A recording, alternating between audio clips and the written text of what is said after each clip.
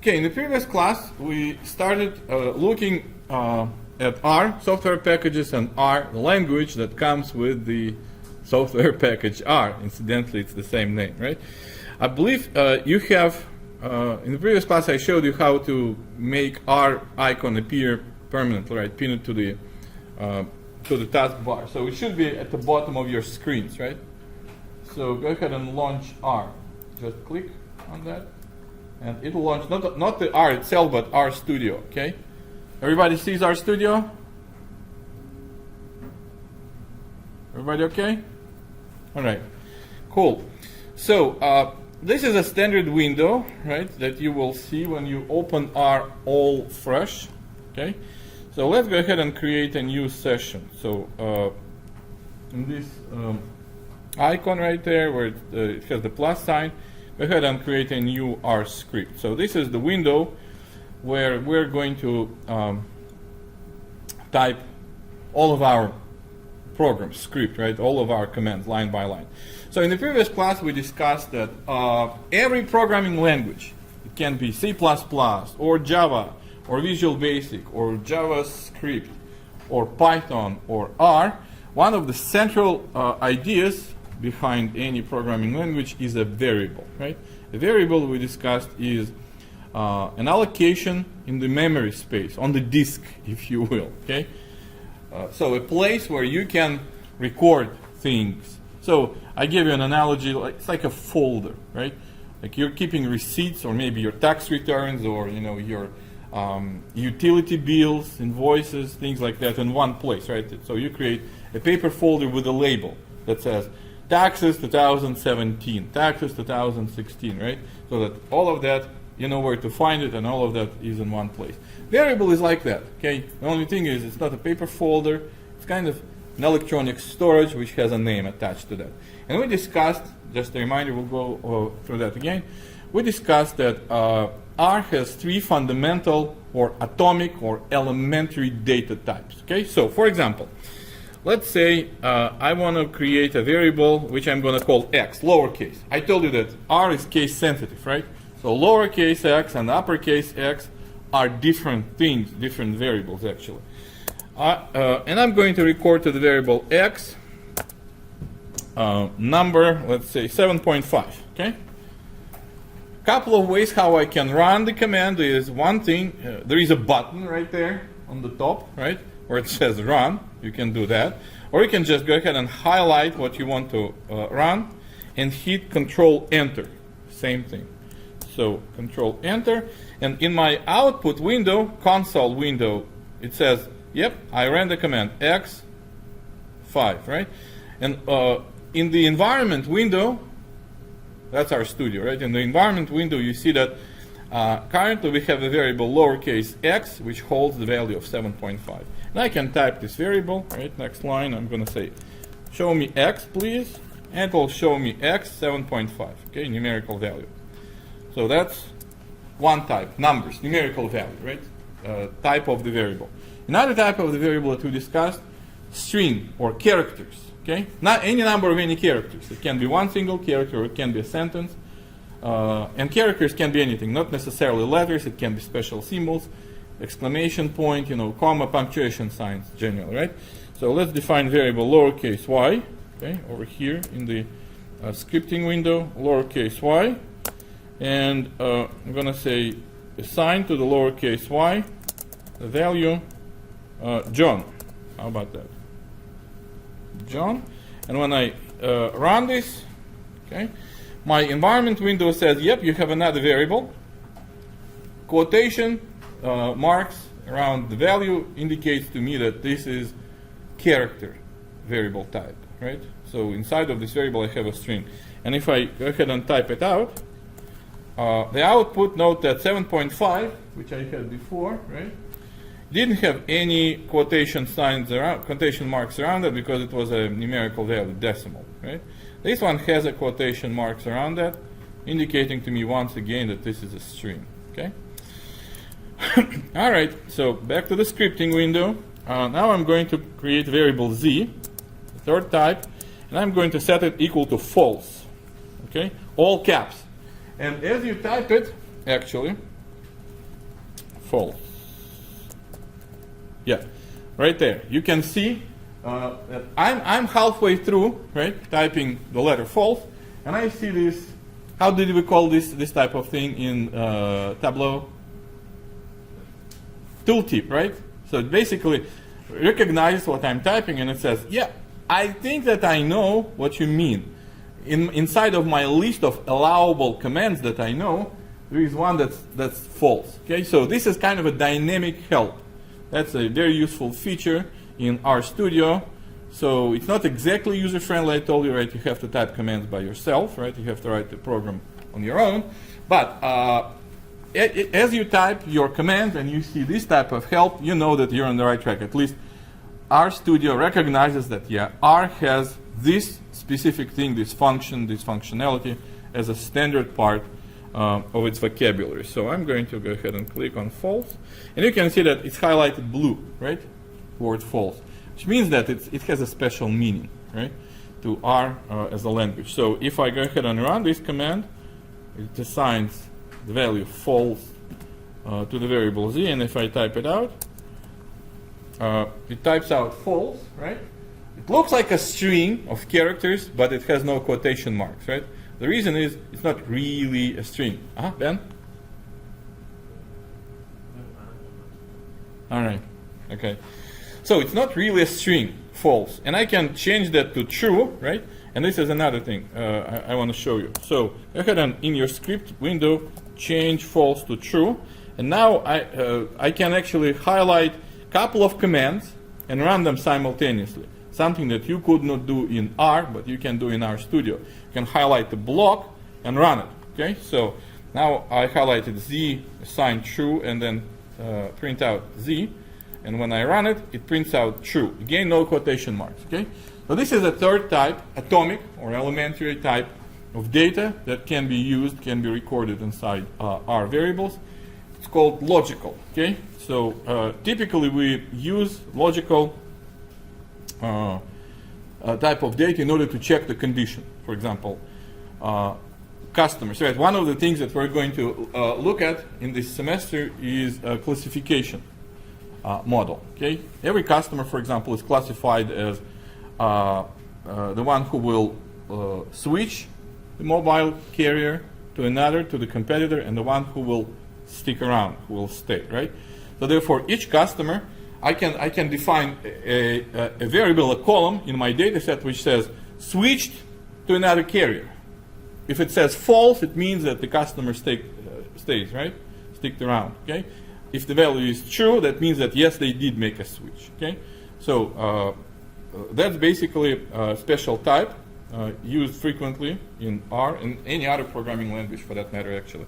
It's called logical, or sometimes it's called Boolean. Okay, Boolean means there are two values, true, false. Well, you can call them as 0, 1, yes, no, true, false, but it's the same idea, okay? All right. So that's elementary data types. Okay, one more thing that I wanted to emphasize is this. I mean, it's a subtle, really, kind of more like a comment, a note. R is, in a sense, very forgiving programming language. What do I mean by that? Anywhere, here I define three variables, x, y, and z, right? X was numerical, y turned out to be character, right? And z turned out to be Boolean or logical data type, right? Anywhere in the definition of my variables, x, y, and z, did I specify that this is going to be an integer, that's going to be a string, and that's going to be a logical? No, right? I didn't. I said, hey, go ahead and record a numerical value into the variable x, okay? Can I change, by the way, variable x right now to hold something else? A different data type? Yes, I can. For example, let me go ahead and say x now. Go ahead and record into x the value false, the logical one, okay? And if I run that and then say type out x again, x will type false, right? It used to be 7.5 and now it's false, okay? Not only I changed the value, which is recorded inside of my variable, but I also changed the data type, right? It used to be numerical, now it's logical type, okay? and I didn't specify anything in front of x. Okay, so this is something that's called loosely typed language. Okay, sometimes it's also called weakly typed language. Sometimes it's called dynamically typed language. In other words, what does that mean? Python, by the way, is exactly like that. That's another highly popular programming language. In fact, I believe it's kind of so popular that it's taking over Java and C++, which used to be like top dogs in the programming world. But Python right now is making huge strides. Okay, so its popularity is growing enormously, especially in the last couple of years. So Python, just like R, is loosely or weakly or dynamically typed language. That means that every time when I define a variable, I don't have to tell the language that this is going to be integer, and that's going to be character, and that's going to be logical or Boolean. Okay, so here's how things will look like in C++, for example. If you define variable x, you would have to, if you just type x equals 5 and then try to run this program, it'll curse at you. Okay, it'll say, what's the data type that you're going to store in the variable x? So before you define the variable, here's what you needed to do. You needed to say int stands for integer. Integer x equals 5. That's how things will look like in C++ or in Java. Okay? You have to, when you're defining variable x or y or z, whatever variable, you have to say what data type that is going to be. Okay? And later, if you try to declare variable x to be integer and assign character John, string John, right? It'll say incorrect data type. It's supposed to be integer. You're assigning integer a string of letters, of characters, okay? Illegal operation, you can't do that. So as long as you define the variable to be integer, it has to stay integer for the rest of the existence. Well, that's not true completely. You have to, you can switch actually, but you have to do it in a special command. It's called typecasting. So if you define earlier variable of type integer, you could say now this integer x, I'll convert it into character, but it has to be done through the command. Okay, so most of the time, if it's integer, it stays integer. If it's character, it stays character. Huh? Probably answer this in its face down, but why don't you just use an equal sign like y, John? Like Equal versus this arrow, right? It's the same thing. Okay. So in all. So it's just your preference to do that way? Yeah. I'm just kind of sticking with tradition. So this is how x equals 5, equal sign. This is assignment operator, right? This is how pretty much all languages do it. Okay, C++ sets the value this way, equal sign. Java does it the same way. Visual Basic, JavaScript, Python does it the same way. And the only language that I know of that does assignment operator using this arrow kind of thing is R. Why did they do it this way? Beats me. I don't know. Maybe because the language was developed back in 1990s, so whoever started this language, they wanted to be fancy, or I don't know. But yeah, if you say equals and then instead of that use this arrow, right, less than sign and then the dash, same thing really. You can use them interchangeably. Okay, so C++ from that standpoint is a strongly typed language. You declare the variable integer, it stays integer until the program is terminated, right? In R or in Python, when you declare the variable, you can assign any value, and then it changes the type dynamically. It says, okay, the user wants to record number 7.5. So this variable is going to be integer. Next time, when you come around, you say, x is going to be quote-unquote John. And then R will say, oh, okay, I see. You want to store characters now in this variable. So now it's going to be a character variable. You don't have to tell program every time that this is integer, but it's becoming a character, right? So integer type of variable becomes character type of variable. R does it dynamically for you. So this way, it's actually easier for the user, right? You don't have to keep track, okay, this x variable, what did I define it as? It's integer, right? Okay, I have to remember that this is integer. No. You don't have to remember anything, right? It will dynamically define what you're trying to put into the variable x, and it will declare, okay, is that integer, is that character, or is it a logical operator, okay? A variable. So that's just a comment that I wanted to make. All right. Now let's get into the more complex things, right? So let me go ahead and do this. I'm going to erase that portion. I can define a special variable which can hold more than one value. All these things that we have right now, x, y, and z, they can hold only one value at a time, right? So I cannot record into x 7.5 and 10.9 simultaneously. It has to carry only one value inside of that, right? But I can define a more complex structure that can hold more than one value at a time. And that structure is called a vector, okay? So here's how I can do it. Now let me actually show you something, like we're getting into the functions, right? Functions are, well, it's just like Excel, okay? Function can do certain thing. You feed it a value, right? You feed function a value or series of values, and it does something and spits out the result for you. That's basically the idea, okay? There is a function in R, which is called C, lowercase c, okay? And C stands for combine, basically. So it combines the values, right? Here is another useful feature of R, okay? If you don't know exactly how to use a certain function, or if it even exists, okay, you can always call up help. And help, we discussed that in the previous class, is located right here. Can I move this boundary? Oh my God, yeah, I can, look at that. All right, in this area, right? So, for example, I know that lowercase c is a function name, but I don't know how to use it. What can I do? I can go ahead and type help. Look at that, dynamic kind of tooltip for me, right? It says, yep, I know help. Moreover, I know help.request, help.search, help.start, different things. But I'm going to use only first one, help. And inside of help, I'm going to just put the function name, and that's a C, right? And now if I run this command, look at that.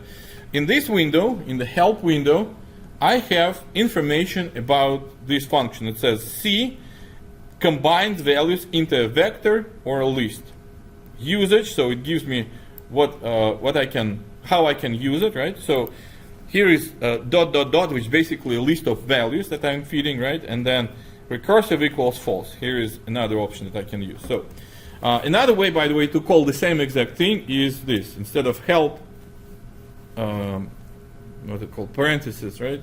C, I can go ahead and type question mark C. So you run this command, and it does exactly the same thing. It shows you help, okay? All right, but, oh yeah, and let me go ahead and leave comments. Remember we discussed comments in the previous class. How do I leave comments? Comments are nodes that are ignored by language, right? They're not executed, they're basically skipped. How do I put a comment? Pound sign, right? So I'm going to go ahead and put pound sign here and say calling help on a function. Okay? All right, cool. Okay, so let's go ahead and use the function C to create a vector. Vector is essentially it's a collection of different values. For example, let me go ahead and create a vector names. Okay, I'm going to call the variable names. No, bad idea. You know why? Because the word names, lowercase names, is special, right? It's reserved. Okay, it's one of the functions or whatever. So, in order to avoid that, how about I'm going to start it with capital N, because lowercase n is reserved, but capital N names doesn't seem to be reserved at all, right? So just make sure that your variable starts with capital N, capital names, and we're going to be okay, right? So names equals, or should I say arrow? Same thing, really, right? All right, then I'm going to say C, okay, and open close parentheses. And inside parentheses, I have to provide a comma-separated list of values. So, for example, first one, because it's names, they have to be strings, characters, right? So I'm going to enclose each name inside quotation marks. So first name is going to be John, and then after that I put comma, and the second name, again in quotations, is going to be Jane. John Smith, Jane Doe, right? Okay, cool. How are we doing? You know what? Let's add another one. Comma.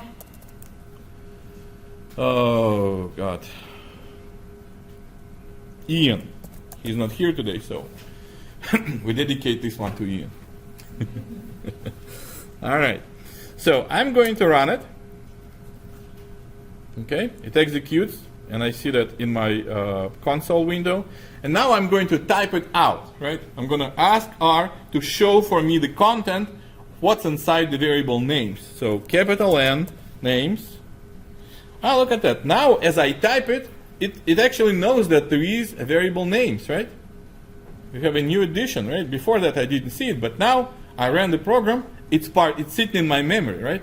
This thing, this structure is sitting in my memory. And how do I know that? Also, by the way, right here, right? In my environment window, in the list of variables, I have names CHR123. What do you think CHR stands for? What does it mean?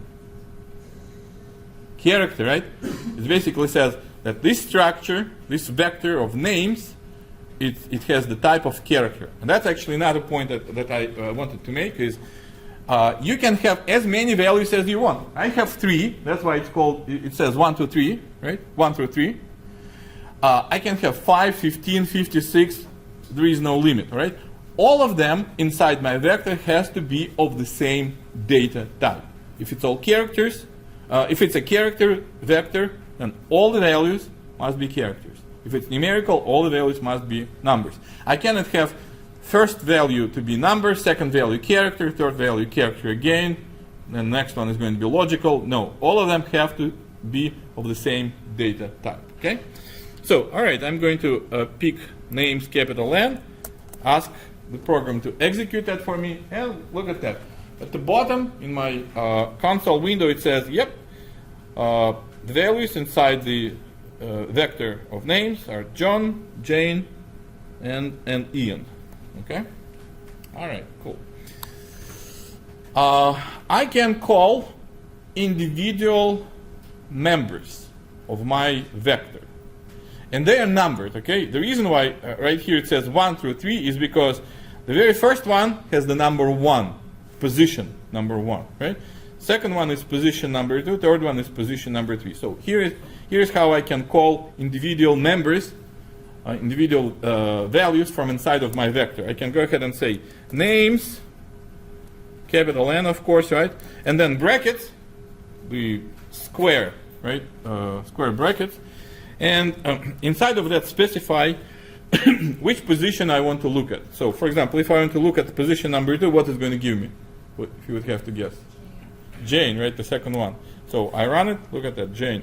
I can actually get a list. For example, if I want to get, let's go ahead and make a line, right? So out of vector of names, I want to get positions 2 through 3. It would be 2 through 5 if I had 5, right? But I don't have, my vector is short, right? It has only three values. So 2, and then column 3. From position number 2 to position number 3. So it's going to give me 2 values, right? Jane and Ian. Those parentheses or those brackets? Brackets. Brackets. Okay. Yeah, these are brackets, okay? All right. Make sense? How are we doing so far? Any questions? Mm-hmm. So how would you test this on like? Oh, on the exam? Yeah, because like Tableau makes sense that you can just do like. Right now we're just like. You want me to give up trade secrets? Well, I'll find a way. I don't know yet. I didn't come up with the exam yet. So okay, I was just yeah, me too. At that point, I'm wondering too how I'm going to test you. Well, I guess whoever pays attention will be okay. Whoever doesn't pay attention, not so much, right? Emmett. So how do you find values you don't know like what position it would be in? Like if you had a list of like 50 variables, but you don't know that like one name is a certain number, then how do you find that? Oh, if you have a name, you want to find out the position where it's located, right? Right. Oh, okay. You can actually, we're not going to do it in class. Okay. But what you can do is write something that's called a loop or a cycle. And what it does basically is you're saying, go through this list, it's not list, go through this vector one by one, starting from position number 1 until you hit the end of it. And each time, when you look at the value, is that equal to the name John, for example, if you're looking for John, right? So if it's not a match, then it goes to the next one. Once it finds the match, you can say, well, now that you found the match, give me the index. Okay. So it can be done basically, but we're not going to do it, okay? All right, so let me show you actually, now, tweak, sort of, kind of, I don't know. Let me do this. I'm going to say students, okay? Students. So I'm going to call my next variable students. Students, or student, one student, okay? And inside the variable student is going to be a vector, so I'm going to create a vector. Okay, so C, I'm going to use the function C, combine, right? So, and then inside the parentheses, I'm going to say the first one is going to be John. So it's a character inside quotation marks, John. And I'm going to have a comma, and I'm going to put John's score on the latest exam, 87. How about that? Okay? And then I'm going to put another one, logical, okay? So my first one is character, second one is number, right? And the third one is, I'm going to say false, whatever the heck that means, okay? False, right there. So let me go ahead and run it. And let's actually now ask R to type it out for us, right? So I'm going to say, now, student, display that for me, please.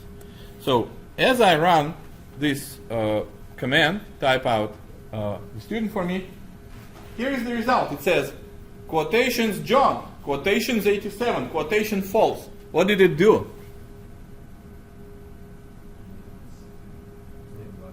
It made strings or characters out of all of them, right? Remember I told you before that vectors have to be all the members, all items, all elements of the vector have to be of the same data type, right? I had that before. John, Jane, and Ian, all of them were characters, right? There was no contradiction, right? Here, what I'm trying to do is I'm trying to say, create a vector for me. The first element is going to be character, second a number, and the third one is logical condition. R knows that it cannot be done. They all have to be of the same value. So it says, you know what? I'm going to convert all of them to characters. So now your John is a character, right? Pun intended, not intended really. John is a character, right? Your John is a character. 87 is not a number anymore, it's actually inside quotation marks, right? So it's a character as well. And false is not a logical value, it's also string, right? Character, okay? So, therefore, vectors, you can think of vectors as a one-dimensional data structure that can hold multiple values, okay? Any questions, concerns, complaints, sarcastic comments? All right. Let's complicate things a little bit. Now we're moving more into the data, right? Typically, when you read the file with data, it has multiple columns, correct? I don't just keep, a list of grades for students or a list of names, right? I have one column that contains names, another column that contains grades, third column that contains their majors, right? Fourth column that says, did they drop out after first semester, did they stay in the university? I have many columns. Each column I call a variable, right? So typically I have certain values in columns, right? And many different columns. So the information is kind of organized in rows, right? Each row contains data about every student, right? First column says first name, and then last name, and then the major, and then his GPA, and then, did they stay or did they leave? That kind of stuff. So let's create a two-dimensional structure. Very important concept in R called DataFrame, okay? So one-dimensional structure, one-dimensional storage with multiple values of the same data type, we call that vector, right? Two-dimensional structure in R is called DataFrame. Here's how I can create. First, I'm going to create DataFrame on my own, okay? By typing things, just to illustrate. So, let's go ahead and define a data structure. I'm going to call it students. I'm going to have two students inside, right? students. Again, capital S, capital students, right? And record inside of this structure this information. I'm going to start typing the word data, and look at that. R shows me a help, dynamic help. It says, I know a bunch of things that start with data. Okay? One of them is, for example, data.frame. That's the one that I'm going to use. Okay? Data.frame. All right? And now I have to manually, well, because I'm creating it manually right now, right? Stupid thing to do, but yeah. I'm going to call first column names and second column grades. Okay? So let's do that. So I'm going to say quote unquote right here. Okay? Quote unquote. The first column is called names. And names is going to be a vector. Okay? So I'm going to say names is combine C, right? And inside the parentheses, I'm going to say John and Jane. So quote unquote John, comma, quote unquote Jane. Okay? So that's my first column. Contains two names for two students, John and Jane. And I'm using my good old friend function C, combine, right? That combines different values inside a vector. Okay? And then after this, names equals C, blah, blah, blah, I'm going to put a comma. And I'm going to say second column is going to be called grades. Lowercase I'm going to use. Grades. Okay? And again, grades is a vector. So I'm going to use function C, right? And inside of the function C, I'm going to say, well, grades are going to be John scored 87. No quotations, it's a number. And Jane scored 92. No quotations, it's a number. Okay? And now I'm going to highlight this thing and run it, praying that it doesn't crash on me, doesn't give me any red messages in the second window, and it doesn't. Okay? So now I want to see what's inside of this variable, right? So I'm going to type students, and just run it, and there you go. Okay? Now it gives me a two-dimensional storage, right? Before that, all my vectors, they were one-dimensional, just a bunch of things. Ben? You messed up, didn't you? All right. Okay. Yeah. Keep plowing it.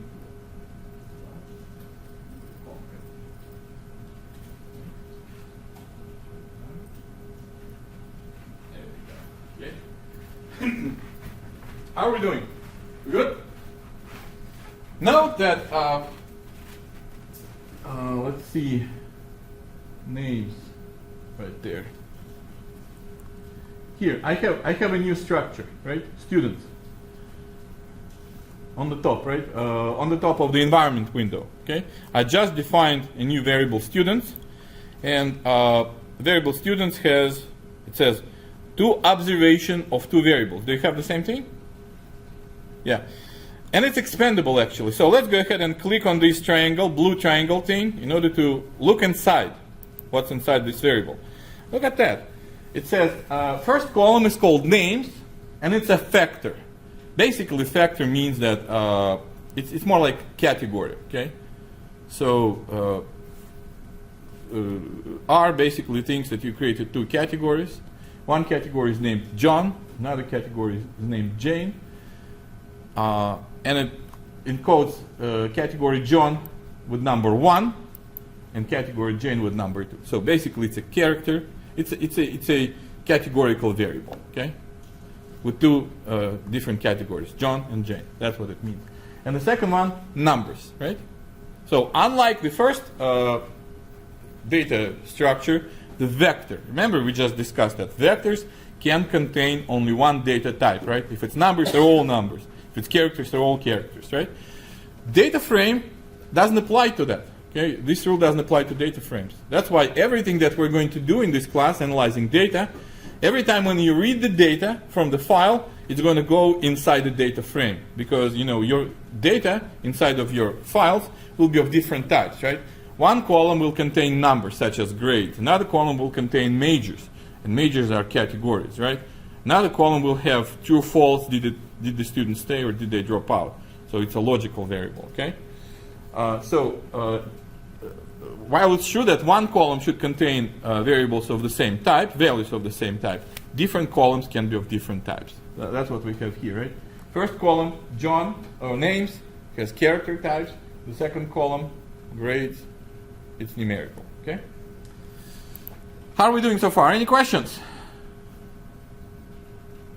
Carter? I was gonna say, what does it look like when you have a bunch of columns, but then that's just when we start uploading data sets? Yeah. And that's what I'm actually, where I'm going right now, okay? Now, most of the time, not most, all the times during this semester, how we're going to analyze the data, we will read the data from the file, right? So I'm showing you how to do this manually, just for the heck of it, really, okay? So we're never going to do it like that. So we're going to read the data from the data file. And let me ask you this question. How many of you are familiar with the concept of CSV files? Yep, 2 people? Ben? No? CSV files. This was amazing to me last semester. I was teaching advanced data analytics class for graduating seniors. I kind of stupidly assumed that they know what CSV means. Turned out to be not the case. And I'm like, wow, how did you almost graduate from university and never saw CSV file before? So, ladies and gentlemen, let's do the CSV file. Let's discuss CSV file. Okay, data which is analyzed by programs like R or JUMP has to be stored in some form, right? Typically in the form of the file, okay? And what happens typically is you have each record, each line representing one case or one example. Let's say, for example, I'm recording data about students, right? Each student has certain characteristics such as first name, last name, characters, right? GPA, numerical value, their major, character, categorical variable, right? Phone number. Generally speaking, it's a string, right? Because it has like dash, space inside of that. Zip code and number, 5-digit number, right? So, therefore, each student I'm going to record inside of my file as one string. But how do I tell first name, where the first name stops and where the second name begins? There is an idea of a delimiter. Delimiter is a special character that I'm using inside of my file in order to separate value 1 from value 2 from value 3, okay? Delimiters can be different, really. The most frequently used delimiter is comma. Another way to delimit is put a space between values. John space Smith basically means first name is John, next one, last name is Smith. And there is a space between them, which is not really a data, just basically a special symbol that says this is where the first value stops, and after that, that's where the second value begins, okay? Another way to put a delimitation, separate values, is using tab, for example. Not a space, but tab, okay? So let's go ahead and create CSV file manually, right here and now, okay? So let's do this. Go to your C drive. I tried to mess around with C drive a little bit before the class, and it turns out that they allow us to create our own folder, okay? So go to my computer, C drive, okay?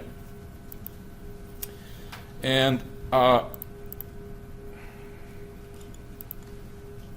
ahead and create new folder. Say new folder. And name new folder my data. Or, well, I have my data already. Data files, how about that? Data files. No space, okay? One word, data files. So, capital D, data, no space.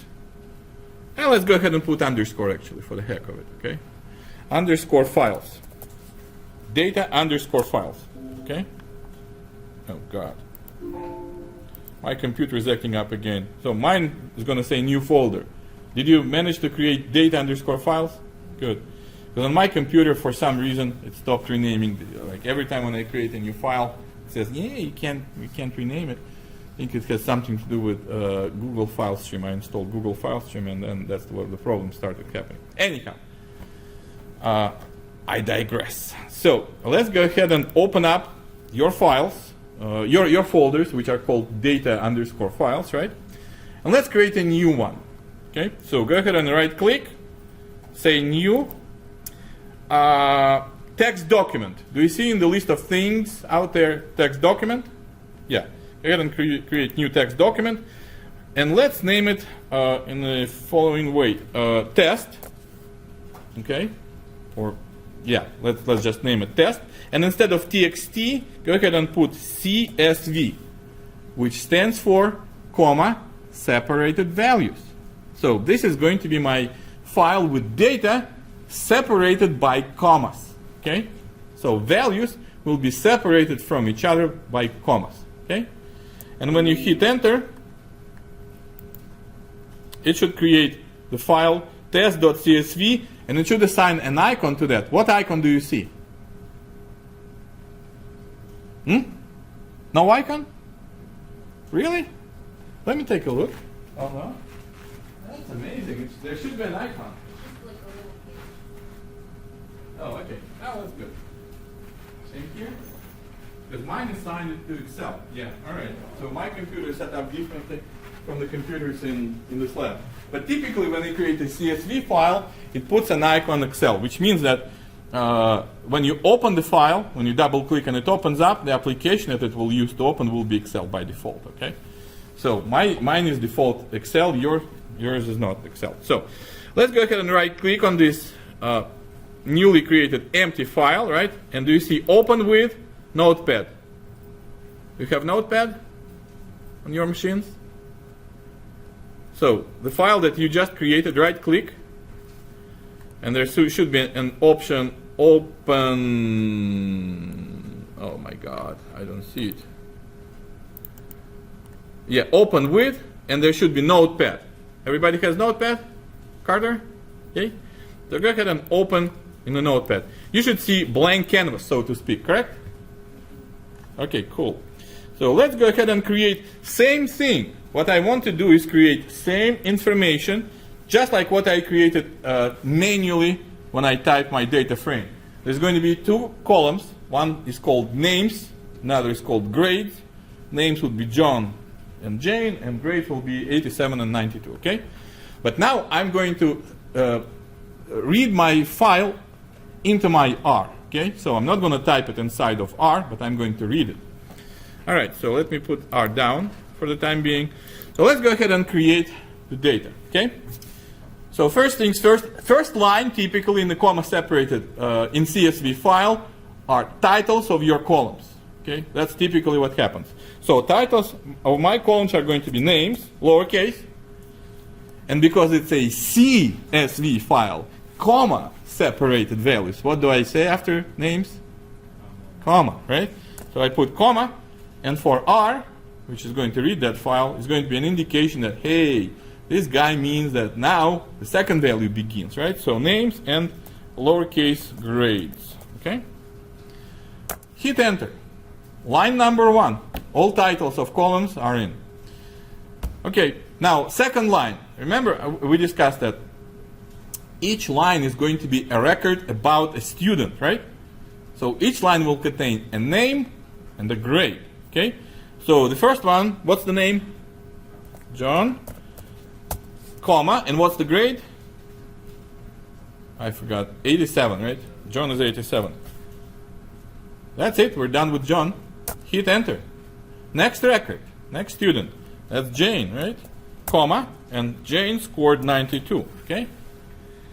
And here you have to remember to enter it one more time, creating a new line, okay? So hit enter one more time, but don't enter anything, okay? This will be an indication for R when it reads this file that this is where things stop. So we have record number 1, record number 2, and that's it, okay? So now go ahead and save it. So go to the file save. Okay, go to the file save. And now let's actually read that file from the disk. It's saved on the disk, right? My file is located on the disk of the computer. It's not in R right now, okay? So I'm going to close this file, and here's what I'm going to do. Bring R up again. Okay? So, in order to read the data, I need to use yet another function. So, how do you think I should call my variables? My variable, this variable. Any name? Upload. Yep. So let's go ahead and upload is a little bit. How about I'm going to call it student data. So I'm going to say student underscore data. Okay, and it's a good practice. Every time when you name things with more than one word, student data, right? It has to be continuous string. So put an underscore, okay, to separate words. I mean, you don't have to, but it's generally speaking good practice. So student data is the name of my variable with underscore. And I'm going to say this equal symbol. It's not really equal, it's an assignment operator, right? So now I'm going to say read. And as I start typing the word read, I see again the list of things that R understands, right? So you see the very first one which says read CSV. Again, what CSV stands for? Values, comma separated values, right? Read CSV, bam. And as I select my read CSV, it says, well, this is a function, and now what do you think it's looking for? What do I have to provide? I want to read my file, but I need to know where the file is located on the computer, right? So, therefore, here's what I'm going to type. I'm going to say file equals. And now I have to specify a full path to my file. Now, the path is going to be a string, agree? It's going to say where the file is located. So, I'm going to say quote unquote. All right? And inside the quotations, here's where my file is located. It's on the disk C, right? In the folder, mine is called new folder, unfortunately. Yours is going to be, what's yours called? Data underscore files, something like that, right? And then the file name is going to be test.csv. That's what I'm going to do, okay? So inside my quotations, I'm going to say C, then you have to put column, /, just regular thing, like how do you find locations on your computer, right? So on the disk C, I have new folder, but yours is different. Yours is called data underscore files, right? Just didn't allow me to rename, that's why. And I'm going to put again /, and now the file name. What did we name our files? Test.csv. This is a fully specified path to the file, right? It says which disk, which folder, which subfolder, and what's the file name. It's a fully specified location, okay? And guess what? I'm going to run it now. Let's see. Does it run? Yep. As long as you don't see red stuff in this console window, that means that you're okay. Anybody has red stuff? Oh, a bunch of people. All right. Hold on. I'm going to show you how what I actually read, and then I'll go around and see what you did. Okay. So now the data which is inside of my file should be inside of my variable student underscore data. Agree? I just opened up. Essentially, what I did is R found a file on the computer, opened it, read the content inside of the variable, and now it's sitting inside of R, right? Let's just confirm that. So I'm going to say student underscore data. Go ahead and print it out, right? And there it is. In my console window, it says you have a file, you have a data called student underscore data. First column is called names, John and Jane, and second column is called grades. Values are 87 and 92, okay? And that's what I wanted to show you today. All right, so we'll continue from that point on Monday.